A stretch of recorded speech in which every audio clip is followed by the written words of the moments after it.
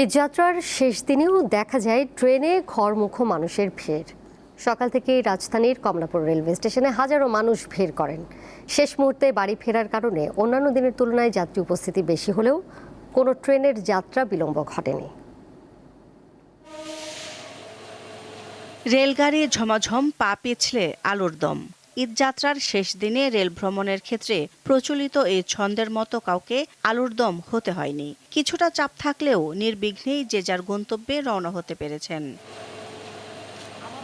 শুক্রবার সকালে কমলাপুর স্টেশনে গিয়ে দেখা যায় সুশৃঙ্খলভাবে টিকিট চেকিংয়ের মাধ্যমে প্ল্যাটফর্মে প্রবেশ করছেন যাত্রীরা। বগিতে উঠতেও নেই হুড়াহুড়ি। পরিবেশটা অনেক সুন্দর আর কোনো ঝামেলা মুক্ত, এইটাই আমরা চাই, এটাই আমরা দরকার। অনেকদিন পরেই পুরা ফ্যামিলি নিয়ে বাড়িতে যাচ্ছি ঈদ করার জন্য সবার সাথে। প্রিয়জন ও পরিবারের সঙ্গে ঈদ উদযাপন করার আকাঙ্ক্ষা ছিল সবার চোখে মুখে।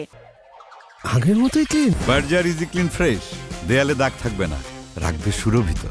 অপেক্ষা শুধু মিলিত হওয়ার। নার্সিংয়ে পড়ি তো ডিউটির জন্য আর কি ঈদ করতে পারি নাই, এবার ঈদ করব বাবা মার সাথে। হবিগঞ্জে যাচ্ছি ফ্যামিলির সাথে আর কি ঈদ করার জন্য যাচ্ছি আর কি। ছাদে যেন কেউ উঠতে না পারেন সে বিষয়ে আইন শৃঙ্খলা বাহিনী ও রেলওয়ে কর্মীরা ছিলেন তৎপর। তারপরও অনেকেই উঠেছেন।